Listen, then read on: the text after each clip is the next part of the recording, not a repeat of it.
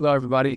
I just wanted to take a little bit of time and get you up to speed on a few things that have been happening this last week.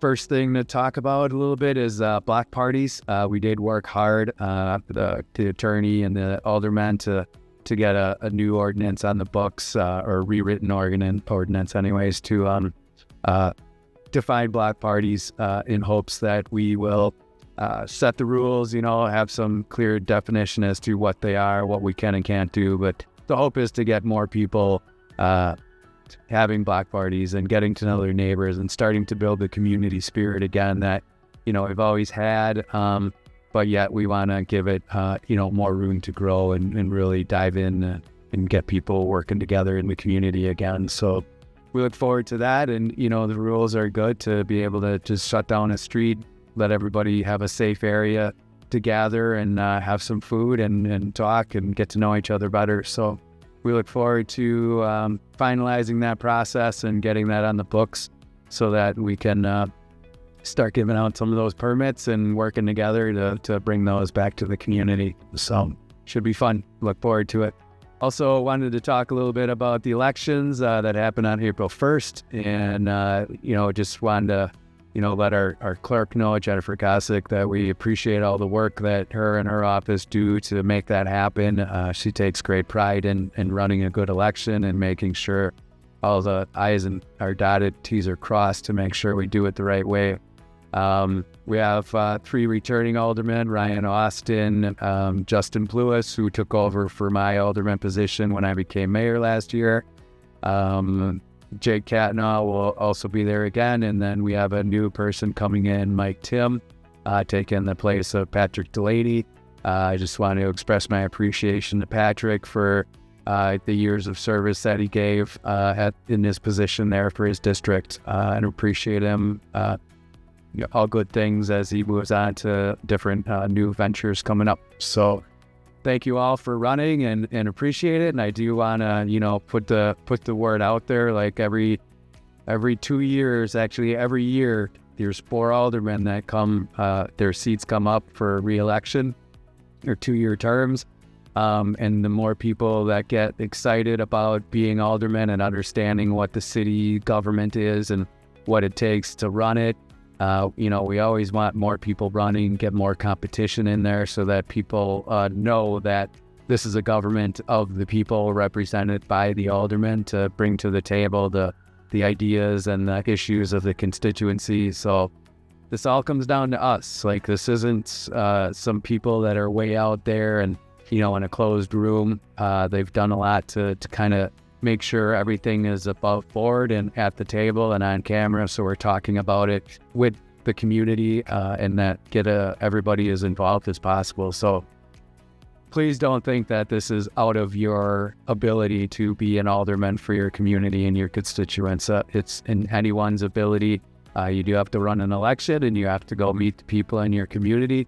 And they have to like you enough, basically, or trust you enough to sign your papers and get you on the docket. And then you run for an election, and it's fun, and you learn a lot about it. You meet a lot of people, and you really get to understand the ins and outs of what's going on inside our government, because it is our government. So, thank you for that. Also wanted to take some time to talk a little bit about A Street. I know everybody is concerned, especially on the southern part by Tractor Supply coming into town. I'm just as susceptible to the potholes and the wear and tear that part is, the entire street for that matter. So everybody understands A Street is a state highway. It's a state highway, a connecting highway they call it. So it's not in Wisconsin Rapids' ability to redo that entire road. We're waiting on the state to put it on the docket. And so what has happened is in 2021, we had signed the paperwork for the scope of the work that was going to be done. And so that contract is due to be done and completed in 2028. The amount of work that goes into it every year in order to get it to that point it's a lot of work and it takes a lot of time. There was talk about trying to move it up, but at this point we're in 2025, already 4 months in, There's no way that work can be done until 2028 at this point. But every year after we get through the rain season, we're out there now, we're trying to clean up the rock, the debris that accumulates after the winter freeze, and vacuum that up, or, take it up in the vehicles that we have, the sweet streepers. And then we go through and patch it. But we're patching concrete with asphalt, which doesn't always work great, but it helps in the meantime to be able to drive that road without, as minimal potholes as possible. So we are going to do that again. We do kind of have to wait for things to dry out and for the frost to be gone in order to really get a good patch on that. But we are working on it. Appreciate your patience. We're all in the same boat on that. The other part is due from the second half, coming up to the expressway. Will be done in 2032. So it's going to be a few more years out from that, but that is the better part of the road. But we also have it on the docket so that we know when it's going to be done. We are talking now with the state about trying to correct some of the roads, that have been there for, it's almost 50 years that road has been there.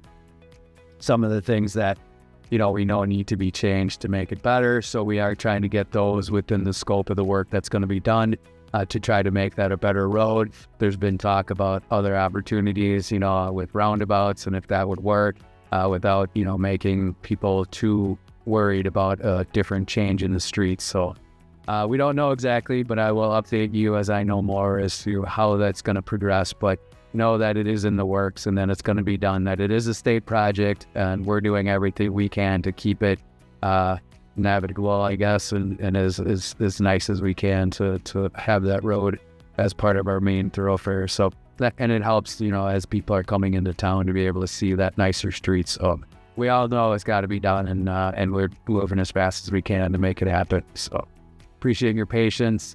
And if you have any questions, reach out to the city and we can talk more about it and let you know how things are progressing. Thank you.